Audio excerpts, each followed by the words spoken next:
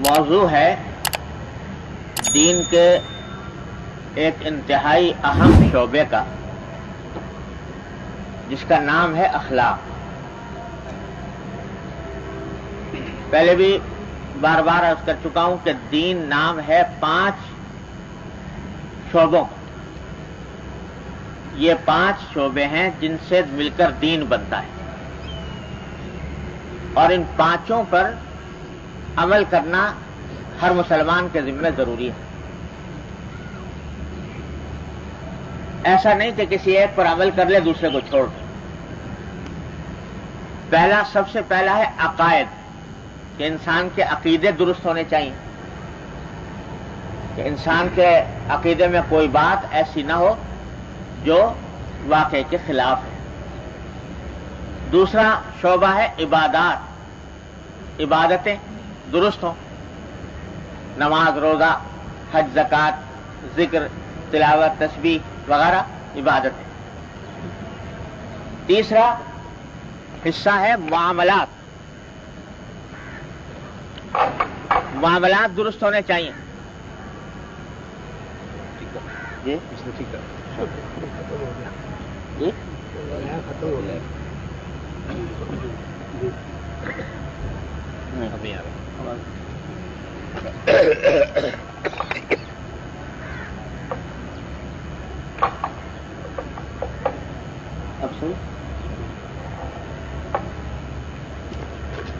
تو 2 ہوئے عقائد اور عبادات، تیسرے معاملات، لین دین کے، خرید و فروخت کے معاملات، اور دوسرے جو آپس میں ٹرانزیکشنز ہوتے ہیں وہ سارے کے سارے اس میں آ جاتے ہیں معاملات۔ تیسرا حصہ ہے معاشرت، یعنی ہم جب انسان دنیا میں زندگی گزارتا ہے تو دوسرے انسانوں کے ساتھ مل کر زندگی گزارتا ہے، اس کے ساتھ رہتا بھی ہے، لوگوں کے ساتھ اٹھتا بیٹھتا بھی ہے، گھر والے ہیں، اعزاء احباب ہیں، دوست ہیں، پڑوسی ہیں، وغیرہ وغیرہ، ان کے ساتھ رہن سہن اور خود اپنے رہن سہن کا طریقہ، کھائے کیسے، پیے کیسے، سوئے کیسے، وغیرہ وغیرہ، یہ ساری باتیں معاشرت سے تعلق ہیں۔ اور 5واں شعبہ ہے اخلاق۔ اخلاق انسان کے درست ہونے چاہیے، اللہ جل جلالہ کی مرضی کے مطابق ہونے چاہیے۔ تو یہ 5واں شعبہ اخلاق کا ہے۔ ان 5 میں سے کسی بھی ایک شعبے کو اگر آپ چھوڑ دیں تو دین کامل نہیں ہوتا، مکمل نہیں ہوتا۔ 5 پر عمل ضروری، ان میں سے کسی کو بھی چھوڑا نہیں جاتا۔ لیکن مشکل یہ آ گئی ہمارے دور میں خاص طور پر کہ لوگوں نے پہلی 2 چیزوں کو تو کچھ سمجھا کہ دین ہے، عقائد اور عبادات، اگرچہ گڑبڑ اس میں بھی بہت ہے، لیکن کم از کم دماغ میں یہ بات ہے کہ یہ دین کا حصہ ہے، عقیدے درست ہونے چاہیے، عبادت ہونی چاہیے۔ لیکن باقی جو 3 شعبے ہیں، معاملات، معاشرت، اخلاق، ان کو گویا دین سے خارج ہی کر لیا۔ یہ سمجھ لیا کہ گویا اس کا دین سے کوئی تعلق نہیں، یہ دنیا کا کام ہے، اور اس میں کسی اللہ اور اللہ کے رسول صلی اللہ علیہ وسلم کے حکم کی اتباع کی معاذ اللہ حاجت نہیں، ان کو خارج کر دیا۔ تو ان میں سے کچھ کا بیان پچھلی مجلسوں کے اندر ہوتا رہا ہے الحمدللہ بقدر ضرورت۔ تو اخلاق کا بیان ہم نے شروع کیا تھا جو بیچ میں رہ گیا۔ اخلاق، حسن خلق، جس کا اردو ترجمہ عام طور سے خوش اخلاقی سے کرتے ہیں لوگ، لیکن خوش اخلاقی جب اردو میں بولتے ہیں تو اس کا مفہوم، اس کا مراد اس سے بہت ہی ایک تنگ دائرے میں، بہت ہی محدود مطلب ہوتا ہے خوش اخلاقی کا۔ دماغ میں یہ بات ہوتی ہے فلاں آدمی بڑا خوش اخلاق ہے، تو خوش اخلاقی سے لوگ یہ سمجھتے ہیں کہ ذرا مسکرا کر بات کر لی، ذرا سا کوئی ادب کے ساتھ، تمیز کے ساتھ، سلیقے کے ساتھ بات کر لی، اور تو اس کو خوش اخلاقی لوگ سمجھتے ہیں۔ لیکن یہ بھی خوش اخلاقی کا ایک حصہ ضرور ہے، لیکن یہ دین میں جب یہ کہتے ہیں ہم کہ ہم اخلاق درست ہونے چاہیے، تو تنہا اتنی بات کافی نہیں، بلکہ اخلاق کے درستی کے لیے وہ بڑا وسیع مفہوم رکھتا ہے اخلاق کی درستی قرآن اور حدیث کی روشنی میں۔ اللہ تبارک و تعالیٰ نے قرآن کریم میں اور احادیث میں نبی کریم سرور دو عالم صلی اللہ علیہ وسلم نے حسن خلق کی بڑی زبردست تاکید فرمائی۔ ایک حدیث میں نبی کریم سرور دو عالم صلی اللہ علیہ وسلم نے ارشاد فرمایا کہ انما بعثت لاتمم مکارم الاخلاق، کہ میں بھیجا ہی اس کام کے لیے گیا ہوں دنیا میں تاکہ لوگوں کو اعلیٰ درجے کے اخلاق، ان کے اخلاق کی تکمیل کروں، ان کے اخلاق کو درست بناؤں۔ اس کام کے لیے مجھے بھیجا گیا۔ اپنی بعثت کا مقصد آپ نے یہ بیان فرمایا کہ اخلاق کی درستی اور اس کی تکمیل۔ اور مشہور آیت ہے جس میں نبی کریم صلی اللہ علیہ وسلم کو دنیا میں بھیجنے کے مقاصد بیان فرمائے، تو فرمایا ہم نے اس لیے بھیجا تاکہ یہ قرآن کی آیتوں کی تلاوت کرے، کتاب اور حکمت کی تعلیم دے اور تزکیہ کرے، پاک صاف بنائے ان کو۔ پاک صاف کس چیز کو بنائے؟ اخلاق کو بنائے، کہ اخلاق ان کے درست ہو جائیں، اخلاق کے اندر کوئی گندگی، کوئی آلودگی باقی نہ رہے۔ اس مقصد کے لیے آپ کو بھیجا ہے۔ تو اتنی اہم چیز ہے جس کے لیے حضور اقدس صلی اللہ علیہ وسلم مبعوث ہوئے، اور فضیلت اتنی بیان فرمائی حسن خلق کی کہ ایک حدیث میں فرمایا نبی کریم صلی اللہ علیہ وسلم نے کہ ان اللہ لیدرک بحسن الخلق درجۃ القائم الصائم، کہ اگر کسی انسان کے اخلاق درست ہوں، اچھے ہوں اخلاق، تو وہ اس سے اس شخص کا درجہ پا لیتا ہے جو ساری عمر روزہ رکھے اور ہر رات ساری رات عبادت کرے، ساری رات عبادت میں مشغول رہتا ہے اور دن میں روزہ رکھتا ہے۔ بتاؤ کتنی زبردست عبادت کر رہا ہے وہ شخص۔ اس کا جو درجہ ہے انسان وہ حاصل کر سکتا ہے حسن خلق سے، اپنے اخلاق کو درست کر کے۔ اتنی بڑی فضیلت نبی کریم سرور دو عالم صلی اللہ علیہ وسلم بیان فرمائی حسن الخلق۔ اور ایک صحابی نے پوچھا کہ یا رسول اللہ بر کیا ہے؟ بر کے معنی نیکی جسے اردو میں کہتے ہیں، قرآن کریم میں جگہ جگہ بر کی تاکید آئی ہے کہ نیکی کرو۔ تو پوچھا کہ نیکی کیا چیز ہوتی ہے؟ تو حضرت صلی اللہ علیہ وسلم فرمایا البر حسن الخلق، نیکی نام ہے اخلاق کی اچھائی کا۔ اخلاق اچھا ہو تو مانا ہے کہ نیکی کا مقام حاصل ہو گیا۔ تو غرض اتنی فضیلتیں احادیث میں بیان فرمائی ہیں نبی کریم صلی اللہ علیہ وسلم نے اس کی حسن اخلاق کی، کہ جس کا کچھ ٹھکانہ نہیں، احادیث جمع کی جائیں تو پوری کتاب بن جائے۔ ایک حدیث میں فرمایا کہ اکمل المؤمنین ایمانا احسنہم خلقا، کہ سارے مومنوں میں سب سے زیادہ مکمل ایمان اس کا ہے جس کے اخلاق اچھے ہیں۔ تو یہ ساری تاکیدات، ساری ترغیبات قرآن و حدیث کے اندر آئی ہیں اخلاق کی درستی کی، اخلاق کو بہتر بنانے۔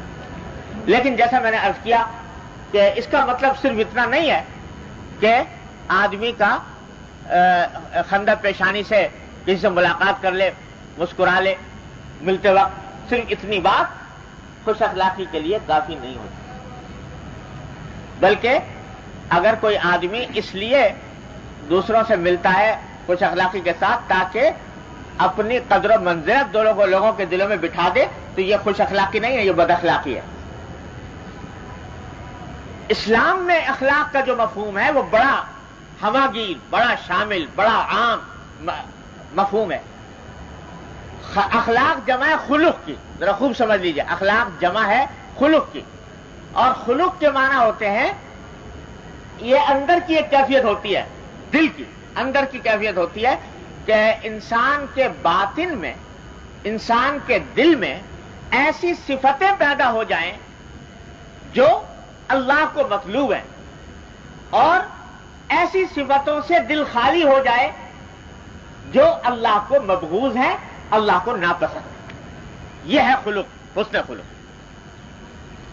چنانچہ یہ حسن خلق جو ہے یہ ہمارے ہاتھ پاؤں کا کام نہیں، چہرے بشرے کا کام نہیں، چہرہ بشرا اور ہاتھ پاؤں اس کو ظاہر ضرور کرتے ہیں، لیکن کام یہ ہاتھ پاؤں کا اور چہرے بشرے کا نہیں ہے، اس کا تعلق دل سے ہے کہ دل کی درستی ہو، دل کے اندر صحیح صفتیں پیدا ہو اور بری صفتوں سے انسان کا دل پاک۔ اب یہ کیا کہ صاحب مل تو لیے مسکرا کے اور بظاہر بڑے اچھے طریقے سے پیش آئے، اندر دل کے اندر بغض بھرا ہوا ہے، کینہ بھرا ہوا ہے، حسد بھرا ہوا ہے، دل میں یہ خیال ہے کہ یہ آگے کیوں بڑھ گیا، اس کے پاس دولت کیوں زیادہ آ گئی، یہ کیوں ہم سے آگے نکل گیا، اس قسم کے خیالات دل میں بھرے ہوئے ہیں اور زبان سے میٹھی میٹھی باتیں کر رہا ہے اور ہنستے ہوئے مسکراتے ہوئے مل رہا ہے۔ تو چاہے دنیا اس کو خوش اخلاقی کہے، اسلام اس کو خوش اخلاقی نہیں کہے گا، اس واسطے کہ دل کی حالت خراب ہے۔ مل تو رہا ہے بظاہر دیکھنے کے اندر بڑے ادب سے طریقے سے مل رہا ہے، سلیقے سے مل رہا ہے، ایٹیکیٹ کے مطابق مل رہا ہے، دوسروں سے معاملہ کر رہا ہے، لیکن دل میں تکبر بھرا ہوا ہے، میں بڑا ہوں، یہ چھوٹا ہے، اس کی تحقیر بھری ہوئی، یہ خوش اخلاقی نہ ہوئی، یہ بد اخلاقی ہے بدترین۔ مل تو رہا ہے اس طریقے سے بظاہر اعمال ایسے کر رہا ہے کہ جیسے خوش اخلاق انسان کیا کرتا ہے، لیکن دل میں کاٹ کپٹ ہے، تو یہ ساری باتیں بد اخلاق۔ تو اخلاق اس وقت اچھے ہوں گے جب دل کے اندر سے بغض نکلے، کینہ نکلے، حسد نکلے، تکبر نکلے، منافقت نکلے، دکھاوا نکلے، یہ چیزیں جب نکلیں گی تب انسان کے اخلاق درست ہوں گے۔ اور اگر یہ چیزیں دل میں بھری ہوئی ہیں تو چاہے وہ کیسے ہی بظاہر دیکھنے میں خوش اخلاق لگ رہا ہو، اسلام کی نظر میں، اللہ اور اللہ کے رسول کی نظر میں وہ خوش اخلاق نہیں۔ تو یہ چیزیں نکالنی ضرور۔ تو خوب اچھی طرح سمجھ لیجئے کہ دین نے جو احکام ہمیں عطا فرمائے ہیں وہ دو قسم کے ہیں۔ ایک وہ ہیں جن کا تعلق ہمارے ظاہری اعضاء سے ہے، وہ کام ہمارے ظاہری اعضاء سے انجام پاتے ہیں۔ نماز ہے، یہ ظاہری اعضاء سے انجام دیا جاتا ہے، روزہ ہے، زکوٰۃ ہے، حج ہے، یہ اعمال ہیں جو ظاہری اعضاء سے تعلق رکھتے ہیں۔ اور کچھ ایسے اعمال کا حکم دیا جن کا تعلق ظاہری اعضاء سے نہیں بلکہ دل کو درست کرنے سے ہے، وہ کہلاتے ہیں اعمال باطنہ، اور انہی کو اخلاق بھی کہتے ہیں۔ وہ بھی اسی طرح فرض ہے جیسے نماز فرض ہے، روزہ فرض ہے، زکوٰۃ اور حج فرض ہے، وہ بھی اسی طرح فرض ہے۔ وہ کیا ہے؟ مثلا وہ فرض ہے اخلاص، کہ دل میں اللہ جل جلالہ کو کی خوشنودی کا خیال ہو ہر کام کے اندر، اس کو اخلاص کہتے ہیں۔ یہ فرض ہے، اس کی تحصیل فرض ہے۔ اگر اخلاص نہیں تو ایسا ہی ہے جیسے آدمی بے نمازی ہو، نماز کا ترک کرنا جتنا گناہ ہے، اخلاص کو چھوڑنا بھی اتنا ہی بڑا گناہ ہے۔ اسی طریقے سے یہ فرض ہے کہ انسان کے اندر تواضع ہو، تواضع کو چھوڑنا بھی اتنا ہی گناہ ہے جتنا کہ نماز اور روزے کو چھوڑنا، یہ ضروری ہے۔ اسی طرح انسان کے اصلاح کے لیے ضروری ہے کہ اس کے اندر دوسروں کے لیے ایثار ہو، کہ دوسروں کے لیے ایثار کا مادہ، یہ ضروری ہے، یہ اخلاق اس کے اندر ہونے چاہیے۔ تو بہت سے ایسے اخلاق ہیں جن کی تحصیل فرض ہے نماز روزے کی طرح، اور بہت سے ایسے اخلاق ہیں جن کو گناہ قرار دیا گیا، جیسے اعمال ظاہرہ کے اندر بہت سے گناہ ہیں، رشوت لینا گناہ ہے، سود کھانا گناہ ہے، چوری کرنا گناہ ہے، ڈاکہ ڈالنا گناہ ہے، خنزیر کھانا گناہ ہے، شراب پینا گناہ ہے۔ ایسا ہی حسد کرنا گناہ ہے، تکبر کرنا گناہ ہے، بغض رکھنا گناہ ہے۔ جو گناہ شراب پینے کا ہے، بغض رکھنے کا گناہ اس سے کم نہیں۔ جو گناہ خنزیر کھانے کا ہے اور حسد کرنے کا گناہ اس سے کم نہیں، بلکہ اعمال باطنہ کی جو اخلاق کی اہمیت اس لحاظ سے بڑھ جاتی ہے کہ یہ اخلاق در حقیقت اعمال ظاہرہ کی بنیاد ہوتے ہیں۔ اخلاق اگر خراب ہے تو اعمال ظاہرہ بھی خراب ہو جاتے ہیں۔ فرض کرو اخلاص نہیں ہے، دل میں دکھاوا ہے، تو دکھاوے کے تحت جو نماز پڑھو گے وہ نماز بیکار، وہ اس کی کوئی وقت نہیں اللہ تبارک و تعالیٰ کے ہاں۔ حدیث میں نبی کریم صلی اللہ علیہ وسلم نے فرمایا من صلی یرائی فقد اشرک باللہ، جو شخص نماز پڑھے دکھاوے کے لیے تو وہ ایسا جیسے اس نے اللہ کے ساتھ شریک ٹھہرایا۔